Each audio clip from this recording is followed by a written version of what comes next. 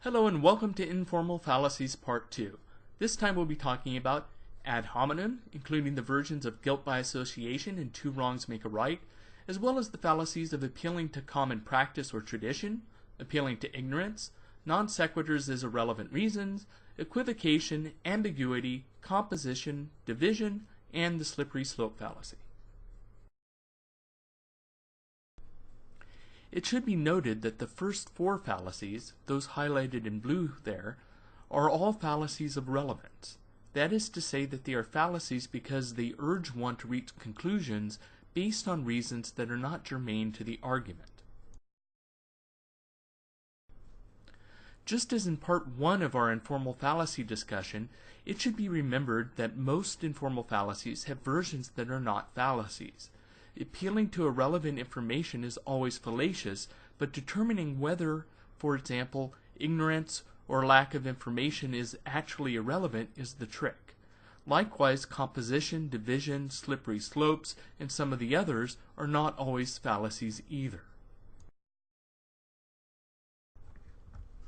The ad hominem fallacy is the fallacy of attacking the person instead of engaging the argument a person is making. One commits this fallacy when, instead of attacking the reasoning or premises of an argument, one attacks the person or persons making the argument instead. In some cases, the fallacy is committed when one attacks the person whom the argument is about. Here are some examples. Ben Franklin wasn't a great inventor, he was a sex maniac. This is a fallacy because how often and with whom Franklin engaged in sex is irrelevant to whether or not he invented useful devices. Or take this example. We shouldn't listen to Senator Pushbutton's views on the budget. After all, he is a Washington insider. Again, the senator's views on the budget may be accurate even if he is a Washington insider.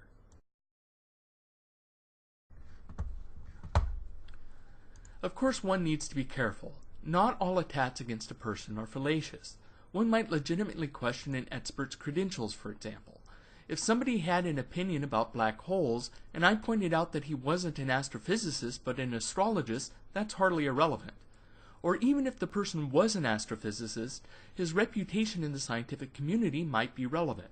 After all, we cannot be experts in all fields ourselves. In order to know whom to pay attention to, we have to evaluate the quality of their expertise. Likewise, it might not be irrelevant to question the quality of somebody's character if that person is giving testimony of some kind. Is this person known to lie? If so, is this person saying something that is self-serving? If somebody has a great deal to gain by holding a position, that might not be reason to dismiss it outright, but it may be enough to look at it more closely. If, with the Washington insider example, a senator who was receiving a great deal of money from the oil industry was saying that a bill reducing regulations on offshore drilling was harmless to the environment, that might be a reason to look carefully at what others have to say. But the senator could be right. The bill could be harmless. Looking at self-serving interest is a good warning sign, but it isn't enough to dismiss a claim outright. The question you should be asking yourself regarding ad hominem attacks is whether the attack is in fact relevant to what the arguer is trying to persuade you of. Here are two examples of ad hominem attacks. The Rush Limbaugh example was mentioned in the book, so I thought I would find it on YouTube for you. On the left is an ad hominem attack by liberal commentator Chris Matthews. You can pause the PowerPoint with the menu at the bottom of the screen, then click on the images to open up YouTube. When you click back to the PowerPoint, it should resume.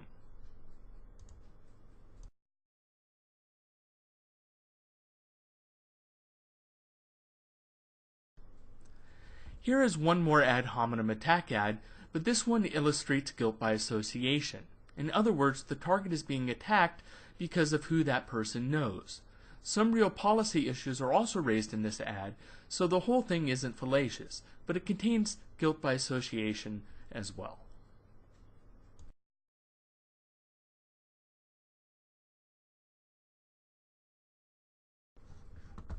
The two wrongs or two quote version of the ad hominem fallacy is committed when the arguer states or implies that her or his own wrong is nullified because her opponent in the argument or her victim committed a similar wrong.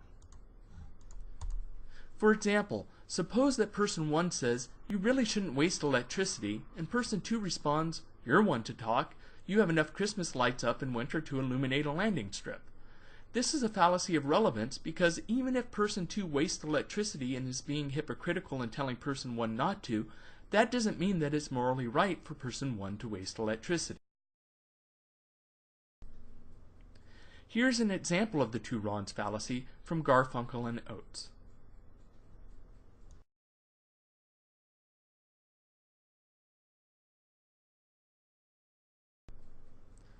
Alright, appeal to tradition or custom.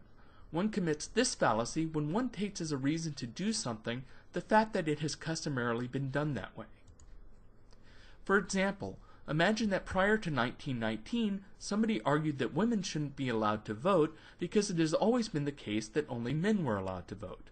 The mere fact that something has always been done a particular way is not itself an argument that this is the best way to do a thing. The fact that doctors had traditionally used leeches to heal all sorts of diseases for years is not a good reason to keep using leeches. The fact that people traditionally only bathed every few weeks is not itself a reason to keep up the practice. Here's an example of appeal to custom or tradition from an anime series called Ranma 1/2.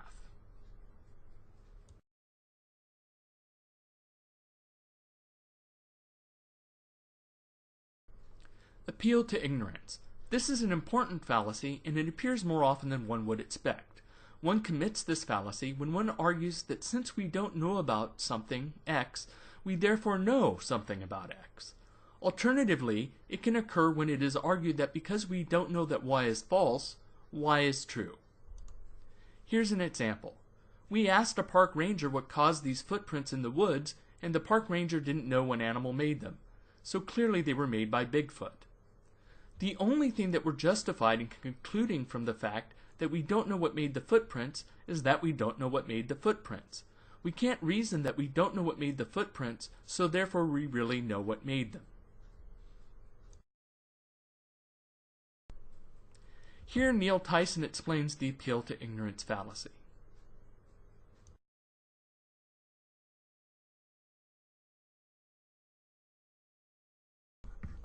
Of course, appealing to lack of evidence is not always a fallacy. There's an often made quote that the absence of evidence is not evidence of absence, but this is only a partial truth.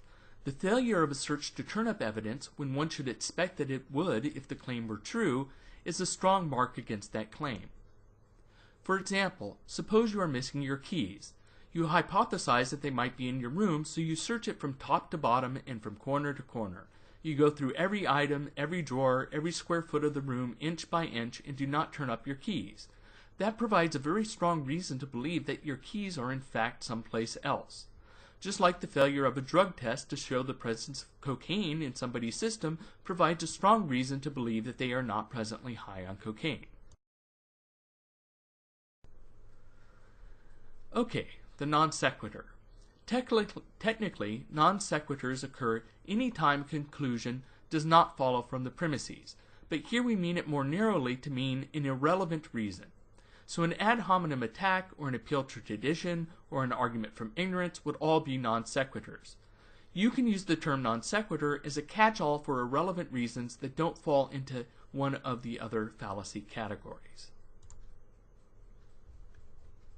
So this is just an example from Ralph Wiggum here.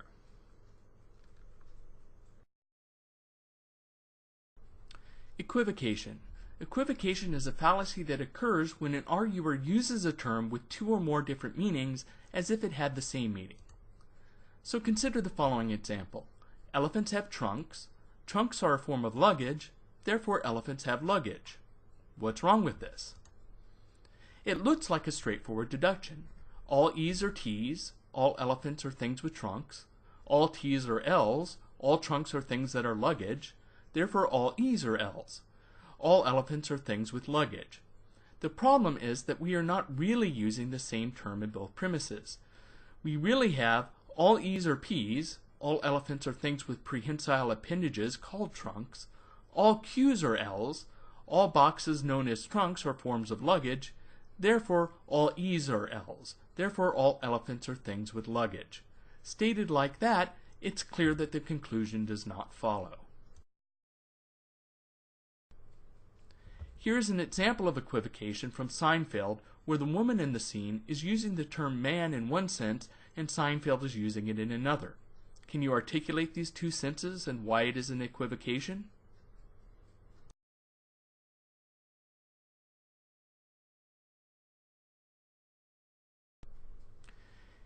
Equivocation is a form of ambiguity.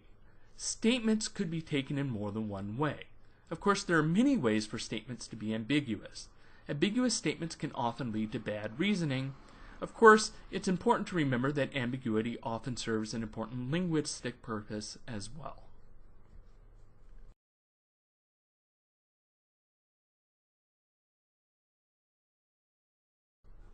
Composition. The fallacy of composition occurs when one argues that because every part of a whole has a property, the whole itself must have that property as well. For example, suppose somebody argued that since every room in a hotel was small, the hotel itself had to be small. This does not follow. The hotel might be huge with thousands of very small rooms. An important note though, this isn't always a fallacy. When a property is transitive, that is to say, it can be applied additively to its members, this isn't a fallacy. So if you argue, for example, that every part of a car has mass, so the car has mass as well, that is not a fallacy.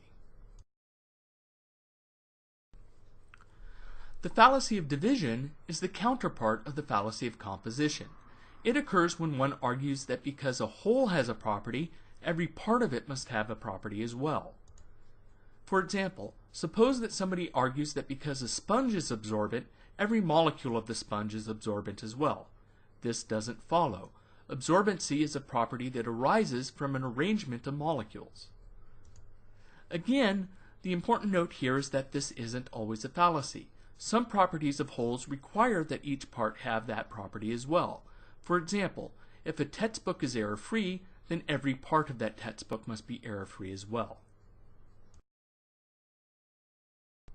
The slippery slope fallacy.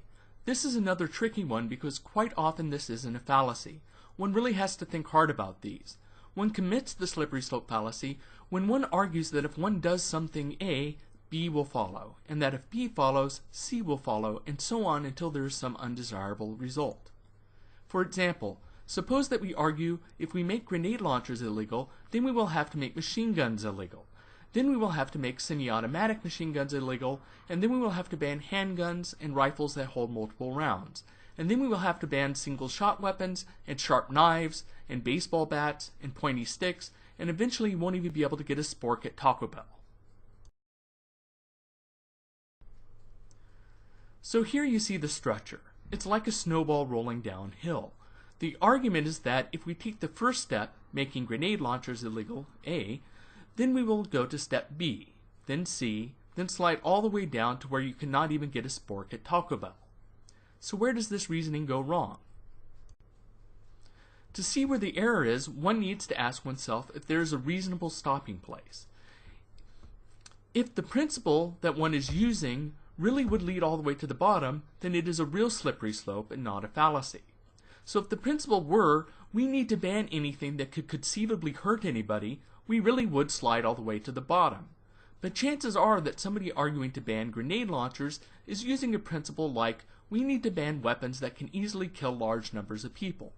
And if that is the principle, then there is a logical stopping place down the slope.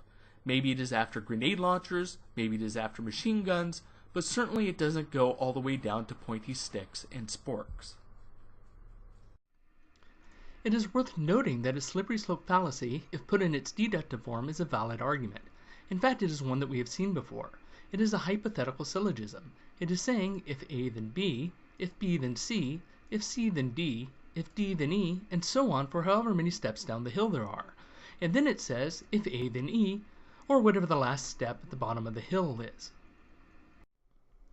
So one thing that could cause this type of reasoning to be unsound in its deductive form is if one of the premises is untrue. If one of these conditional statements is broken, then that serves as a stopping place down the hill, so to speak. If A leads to B and B leads to C, but C does not lead to D, then A will not lead to E. It will only lead to C.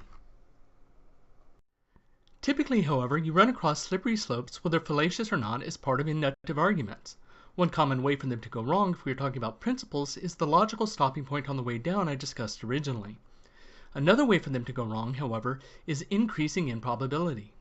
Imagine that the chances of each step down the hill were 75%, for example. So if A happens, then B has a 75% chance of occurring.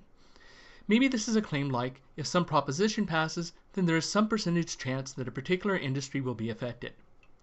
Next, if B happens, then C has a 75% chance of occurring. Maybe if this industry is affected, then there's a certain percentage chance that it will be affected negatively. And so on for C and D. Maybe if the industry is affected negatively, there's a certain percentage chance that this harm will be significant. Then for D and E. Maybe if this harm is significant, there's a certain percentage chance that there will be layoffs. So, in this case, what are the odds that we will get all the way down the hill if the measure passes? Given these numbers, it is less than 32%. We will also want to look at context, of course. Maybe the arguer is only arguing that the potential benefit of the measure isn't worth the nearly 1/3 chance of this happening, in which case there's no real fallacy. Or maybe she or he is arguing that the layoffs are likely to occur, in which case the reasoning is flawed. So there's a great deal to keep in mind when considering slippery slopes. Key among them are the logical stopping place, decreasing probability, and the fact that they are not always a fallacy. As with many other informal fallacies, the reasoning can be cogent. Here is an example of a slippery slope argument from a car commercial. Of course, this was designed to be humorous, not serious, but it does illustrate the point.